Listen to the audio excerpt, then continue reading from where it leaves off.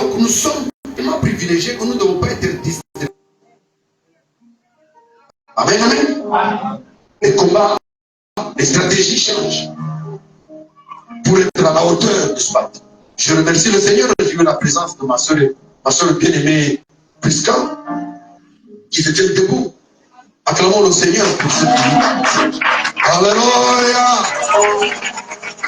Il est vivant! Non, ce n'est pas comme ça qu'on dit ça. Il est vivant! Il est vivant! Il est ressuscité! Il est ressuscité! Qui encore? C'est qui guérit? Qui a guéri Prisca? Acclamons pour Jésus. Alléluia! Prenons l'habitude de nous mettre debout quand nous acclamons pour nous. C'est une attitude de sérieux. Parce qu'on ne peut pas acclamer Ouattara, il passe. Quand on dit acclamer Jésus, il faut acclamer Jésus. Amen. Donc je disais que nous allons faire un petit culte spécial, genre école de dimanche. C'est une stratégie aussi que nous allons utiliser pour essayer d'enfoncer le coup dans les prédications que nous donnons. Vous y êtes? Et je vais demander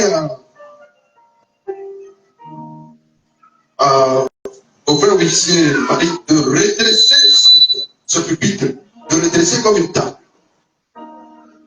Nous allons l'utiliser pour quelques minutes. Ne vous inquiétez pas, ne dormez pas.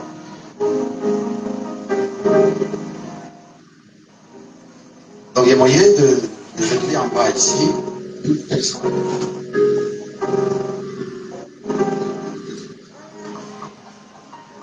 Voilà, c'est comme ça, et tu es comme ça, et voilà, c'est moi. Voilà. Avant que notre frère nous puisse venir. Amen. Comment ces histoires déjà des distractions? Je vais les mettre là-bas. Nous voulons que les choses que nous disons pénètrent. Le jour où, si c'est pas que vous ne saisissez pas cette opportunité, c'est que vous serez de l'autre côté au jour du jugement, et le Seigneur vous posera la question. C'est le Seigneur qui avait dit ça.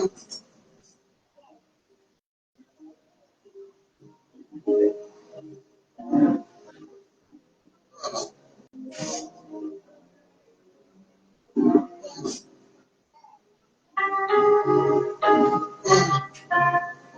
Je bénisse. Amen. Je voudrais que la sœur Marie me remplisse de l'eau ici.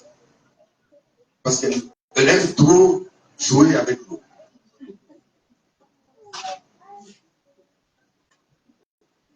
Bien aimé frère Marie, ne t'inquiète pas. Je gère mon temps. Amen.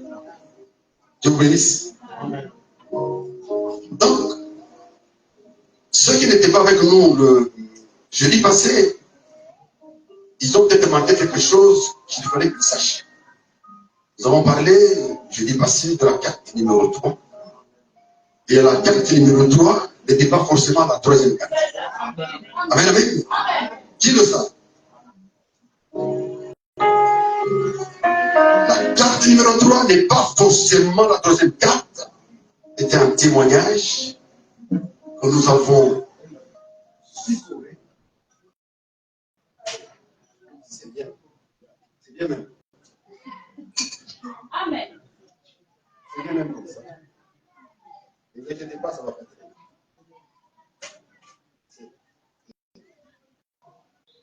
Et tout là? Oh, amen, amen. Vous avez devant moi ici, devant vous, je suis en train de vous présenter un petit truc. C'est tout devant ici. Vous voyez mieux. C'est ça, non? Oui, le frère.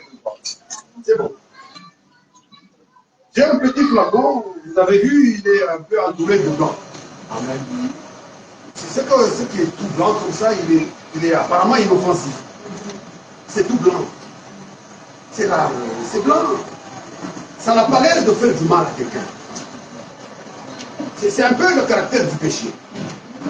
Le péché ne te donne pas l'impression que c'est vraiment un péché. Parce que quand tu commences à boire un verre, tu crois que c'est bon. Et puis tu bois un deuxième, tu crois que c'est bon encore. Et puis un troisième, un quatrième, et puis un cinquième. Et au moment, tu commences à saluer les gens à haute voix. Alors quelqu'un il dit bonjour. Non, non, non. Il dit bonjour. Pourquoi? Quelque chose ne va plus dans ta petite tête. C'est que le péché a une apparence inoffensive. Tu passais, tu vivais quelque part dans un verbadrome, tu mangeais quelque chose. Un jour, tu as dit non, il y a de quoi, il n'y a pas de blanc. Est-ce qu'il y a un problème? Tu t'assois sur le verbadrome, et puis tu demandes ton garba, et puis tu manges, il y a un frère à côté, il y a un autre à côté, seul. Je vois que tu es joli, hein, et tout seul. Merci. Tu es en train de t'approcher du péché. Donc, apparemment, il n'y a pas de péché jusque-là. Mais apparemment, tu es déjà dans les proies, dans les griffes du malin. Mais tu ne te rends pas compte. C'est ça le problème en fait. C'est que c'est apparent, c'est comme ça, c'est blanc. Au début, c'est tout blanc. C'est inoffensif. Tu ne peux pas te rendre compte. Mais les griffes sont déjà taillées. Est-ce que vous êtes avec moi? Amen. Mais dedans, dans le péché, il y a quelque chose que tu ne vois pas aujourd'hui, mais que tu vas voir plus tard. Amen. Et tu vas le voir parce que tu vas sentir dans les conséquences. Amen. Et alors, c'est pour ça que la Bible dit, fuyez. Fuyez l'impudicité. Amen. Parce que son apparence, c'est joli. Quand tu vois une jolie femme trimballer une jolie jupe droite, avec une jolie fente, tu vas regarder, tu vas voir, oui. Tu veux voir quoi? Ce que tu veux voir, c'est justement le deuxième regard de toi qui va t'amener à convoiter. Tout ce que nous savons comme péché commence par la convoitise des cieux. Et donc, à ce moment-là, vous allez vous retrouver que ceux qui apparemment étaient beaux n'avaient rien de grave, c'était tout blanc, mais c'était tout aussi dangereux. Et pourquoi la Bible dit détourne ton regard? Amen, amen. Ne va pas dans les boîtes de nuit. Non, non, mais moi je prends le coca. Je vais prendre là-bas ce match. Ce sont des collègues. On n'a pas de problème. Oui, tu ne peux pas te rendre compte à ce moment-là. Quand tu te sois dans le maquis avec les collègues à l'anniversaire de son... Oui, c'est bon tout ça. Mais il n'y a apparemment rien au début. Au début, il n'y a rien. C'est tout blanc. Mais au fond, il y a quelque chose qui va changer ta vie si tu persistes à demeurer là-bas. Si tu persistes à regarder ces choses malsaines, tu ne vas pas t'en sortir. Parce que ces choses malsaines vont captiver ta mémoire. Ils vont mettre quelque chose dans ta tête. Et ce qui tombe dans ta tête, à un moment donné, à force de répéter ce que tu regardes plusieurs fois, la mémoire fait son travail, capturé. Et quand cette chose est capturée dans ta mémoire, à force encore de répéter pendant des temps, ça entre dans ta conscience, ça passe dans ta subconscience. Et quand ça tombe dans ta subconscience, c'est fini. Tu ne peux plus faire sortir de ça. Ça ne peut plus sortir. Le mensonge demeure dedans. L'impudicité demeure dedans. La cigarette demeure dedans. Les films de porno demeurent dedans. Il est difficile de t'en sortir maintenant. Parce que ta mémoire est déjà possédée. C'est ça le travail que le diable fait tous les jours. Et alors, vous allez voir comment ça va se passer.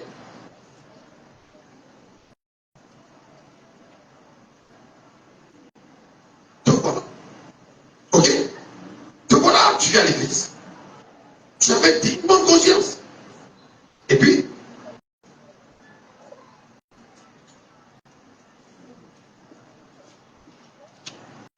tu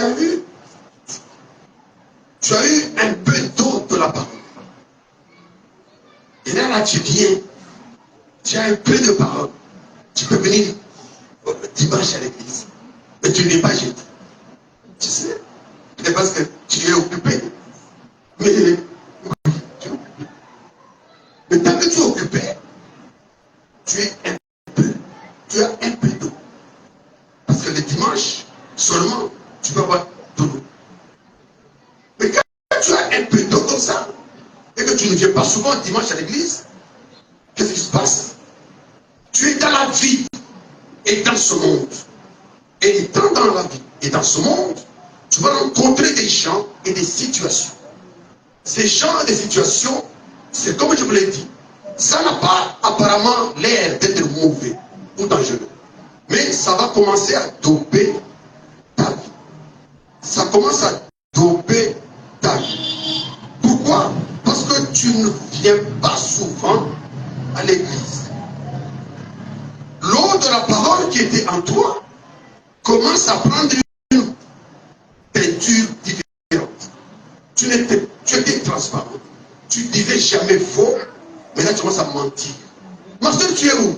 Je suis déjà à la gare, Satan. Tu n'es même pas à la gare. Tu es encore à la maison, alors que tu devais aller rendre visite à une soeur. Ce petit mensonge est aussi grand pour te mettre en enfer. Et vous pensez que non, c'est quand j'ai volé l'argent de l'État. Non, voici ton État avec un mensonge. Juste un mensonge. Voyez? Et si tu continues à rester, à venir rarement à l'église, à ne venir que dimanche, donc plus de temps, c'est beaucoup plus d'infections.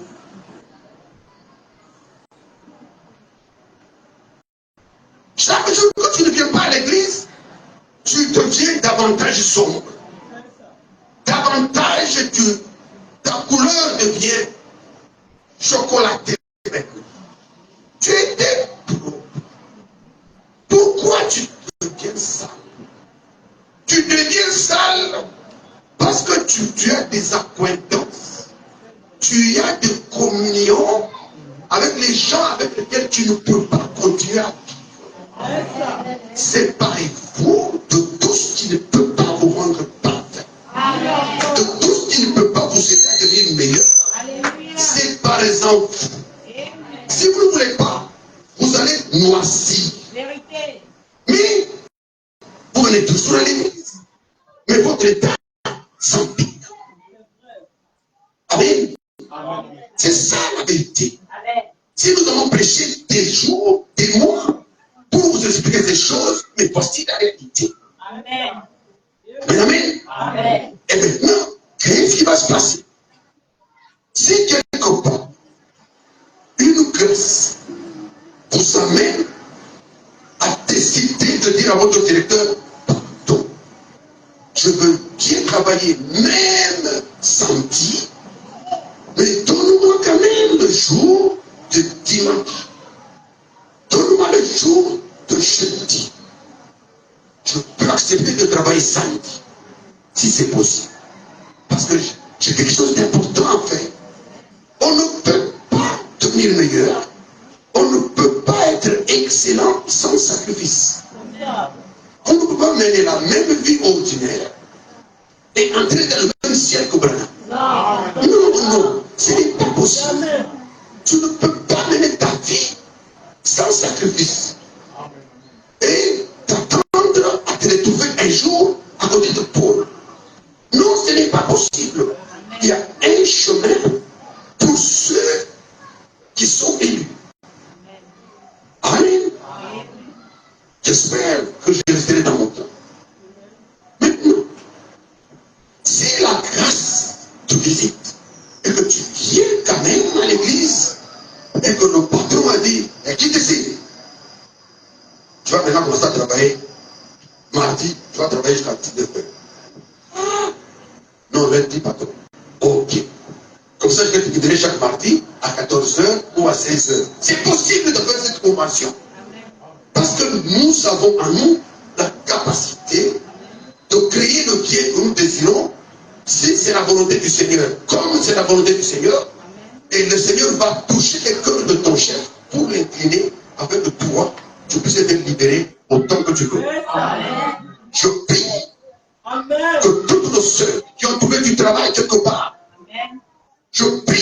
que tous les frères qui ont du travail quelque part, que le Seigneur rende possible leur libération, leur temps de prière libre au nom de Jésus-Christ. Sinon, on aura travaillé pour rien. On aura prié pour vous amener dans le monde, au lieu de vous prier pour vous amener vers le ciel. Que Dieu exauce cette prière. Maintenant, lorsque le patron a accepté, il a dit oui, d'accord. Pas même jeudi, tu pars. Mardi, j'accepte. Mais tu travailles samedi, pas de problème. Pas de souci. Ok? Maintenant, qu'est-ce qui va se passer dans ta vie? Il va se passer dans ta vie que quelque chose va changer. Parce que maintenant, tu commences à écouter plus la parole. Et tu m'étais.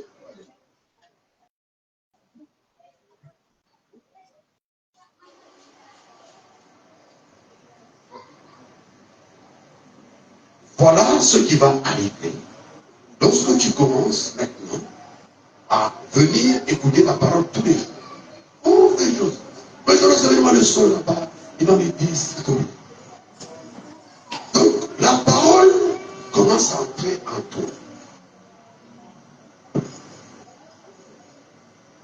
Tu étais noir foncé. Mais ça commence à changer. Tu étais trop sale. La parole commence à changer les choses. Amen. Suivez-moi bien. Suivez-moi bien. J'espère que vous allez voir là où je vais. Je vous dis que vous voyez là où je vais. Alors, écoutez. Je voudrais que la parole remplisse le cœur de quelqu'un sur vous. Parce que vous allez voir qu'aussi longtemps que la parole entre en vous, le poison du péché qui était en vous va commencer à fuir. Plus la parole entre, plus le poison du péché part.